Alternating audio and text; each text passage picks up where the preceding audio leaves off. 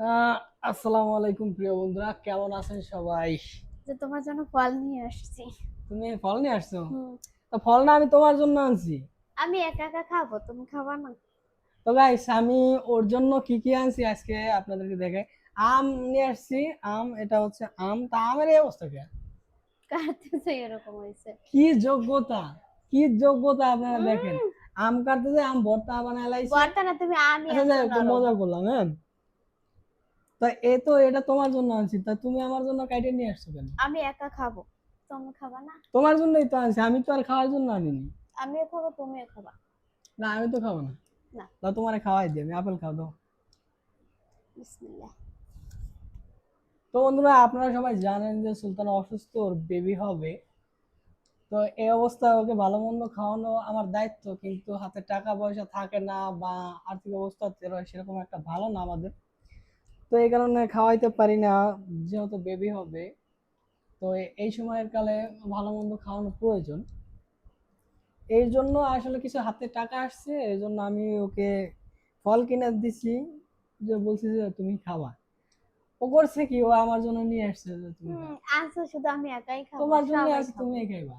না, আহ, সবাই খাবো। এটা কোনো একা কথা? খাওয়া যায় বলো? এটা কোনো কথা? তোমার জন্য আছি, তুমি খাইবা। আবার আনবা না না আমার জন্য? শেষ। খাও। আমি কটা আনার খাই তাহলে হবো। সবকিছুই খাবা। তোমার জন্য আছি, তুমি খাইবা। তুমিও খাবা, আমিও এত খাবো। দামের জিনিস গাইস, নাও। এত বিসমিল্লাহ। এত দামের জিনিস গাইস, আসলে আমাদের মতন মধ্যবিত্ত গরিব মানুষ যারা আছে না, মধ্যবিত্ত, হ্যাঁ, না তুমি খাও। এরা আসলে এরকম ফল কিনা খাওয়া হয় না আর কি, কিসমতে হয় না, ঠিক আছে। কারণ আনারের কেজি 600 টাকা, 500, 550 টাকা। আপেলের কেজি 400, 450 টাকা। এগুলো আসলে খাওয়া যায় না। খাওয়ার ভিতরে এখন বর্তমানে আমের দামটা একটু কম আছে, এটাই খাওয়া যায় নাকি? আমের দামটা কম আছে না? হ্যাঁ। কারণ আম আনছি আমি 90 টাকা, 80 টাকা আছে, 60 টাকাও আছে, তবে একটু ভালোটা আনছি 90 টাকা। তো একটু আমটাই খাওয়া যায় একটু কম দামে, এছাড়া আমাদের মতন গরিব মানুষ যারা আছে। তারপরে আলহামদুলিল্লাহ। তারপর আলহামদুলিল্লাহ, আল্লাহ আম খাওয়াইছে এবছর, মাশাআল্লাহ অনেক আমি খাইছি, অনেক আমি খাইছি আলহামদুলিল্লাহ। এবছরের মতন আম কোনো বছরই খাইনি, এবছর অনেক আম খাইছি। হাসো কেন? খাবা না তুমি? না, তুমি খাও। না না। তুমি খাওয়াই দেবা? হুম। বউ আমাকে ভালোবাসো তো। আমি তোমার রেখে কোনো জিনিস খাইছি বলো? যাই হোক। বউ আমাকে ভালোবাসো তো, এই কারণে একা একা কোনো কিছু খাইতে পারে না। খাও, আমাকে দিও না, তোমার শরীরে রক্তের প্রয়োজন আছে, ঠিক আছে। তো এই অবস্থায় ওকে ভালো মন্দ খাইতে দিতে হয়, কিন্তু টাকা পয়সা না, একা মানুষের ইনকাম দিয়ে ঘর ভাড়া দিই, মেয়ে আছে, মেয়ের স্কুলের খরচা, তারপরে কত আমরা খরচা, ভালোই চলি। কত খরচা। আমি একা মানুষ চালাই, একা মানুষ, একা মানুষের উপরে কত অল্প কয়টা টাকা, বেশি ও টাকা বেতন পাই না, অল্প সামান্য কিছু টাকা পাই, এই দিয়ে ঘর ভাড়া দিই, মেয়ের স্কুলের খরচা দিই, প্রাইভেটের খরচা দিই। অনেক খরচা হয়।